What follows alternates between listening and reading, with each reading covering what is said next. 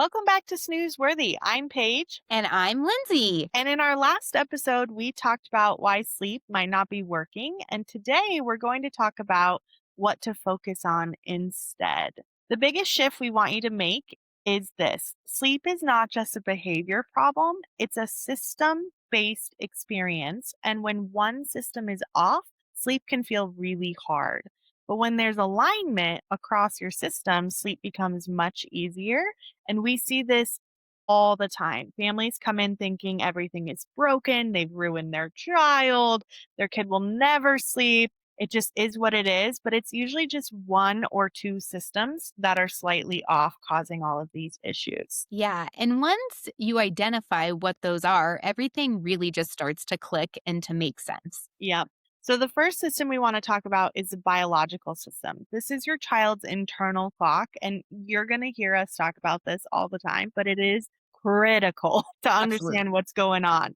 So their circadian rhythm, their sleep pressure, and their age appropriate sleep needs is all included in this internal clock. And this is really the foundation of sleep for every human being, because if the body isn't ready for sleep, you can't, I don't care how old you are, it's not happening. Pause, sorry. This is where we see things like early morning wakings, short naps, or bedtime taking hours. We've all been there. And what often happens is parents will try to solve this behaviorally, like adding in more check ins or changing the routine, when really the body just isn't aligned yet. And I think one of the biggest shifts here is understanding the timing that matters so deeply, but not in a rigid way. It's about working with your child's rhythm instead of against it. So things like consistent waking times, getting exposure to natural light early in the day, ideally within 30 minutes of waking up.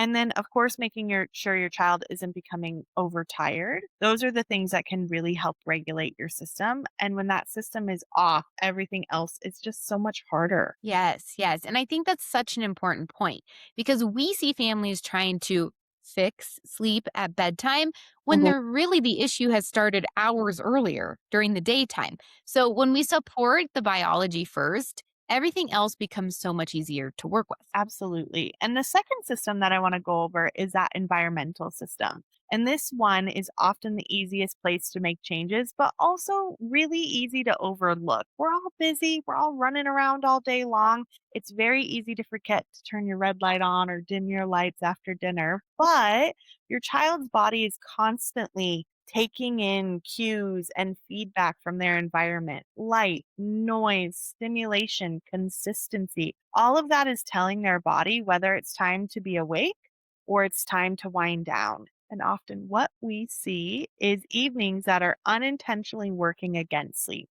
Lights are bright, TV's on, there's a lot of movement and stimulation going on, and then suddenly it's time to go to bed, and the body hasn't had a chance to go through that transition to know that it's time for sleep. So, one of the simplest but most beautiful shifts you can make is creating a clear distinction between day and night starting in the morning. But bright, active, engaging days, and then slower, dimmer, more predictable evenings. And it doesn't have to be super complicated or expensive gadgets. It's just about intentionality with the cues you're giving your child's body. And really, what's interesting is that families often notice a difference really quickly when it comes to making this shift. Because again, you're not forcing sleep, you're just preparing your little one's body for it. The third system is the emotional system. And this is that one that a lot of families don't expect, but it's incredibly important because this is all about regulation. Your child's nervous system and your nervous system as a parent are deeply intertwined. And how those two interact throughout the day, and especially at bedtime, is important. You can feel the difference between a rushed, stressful bedtime versus a calm, connected one. There are nights where everything feels chaotic. You're trying to move quickly. Your child is overtired and they're dragging their feet, and you might just feel overwhelmed. And bedtime just feels incredibly hard. And then there's those nights where things are slower, more connected, more predictable, and your child settles so much easier. And it's not because you did something completely different. The routine and the steps were exactly the same, but it's because of the emotional environment. It shifted. You were regulated, which allowed your child to be regulated. And that's where that really good quality connection comes in. If a child's emotional needs aren't being met during the day, they will often look for that connection at night. So instead of seeing bedtime resistance or night wakings as just a behavior problem or a sleep pressure problem, we start to ask, what does this child need more of during the day? More connection, more predictability, more reassurance. And when those needs are met proactively, sleep just falls into place. And I really think that's such a powerful reframe because Mhm. instead of seeing your child as they're just fighting sleep, you actually start to see what they're actually communicating. And you meet that need earlier in the day, bedtime's going to become so much smoother for you. Yeah, absolutely agree.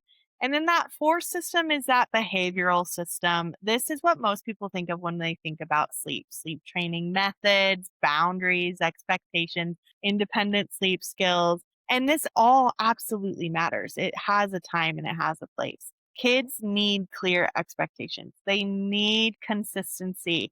They need to understand what is expected of them at bedtime. But the key here is that the system works best when the other three are supported first. Because if your child is overtired, overstimulated, or dysregulated, we all know that that behavioral piece is going to feel so much harder than it needs to be. So instead of starting here, we layer this in after we've supported all of those other systems. And that's when things start to click because now you're not fighting against the body, you're working with it. And that's really the big difference because when the system supports sleep, the behavior follows much, much more easily.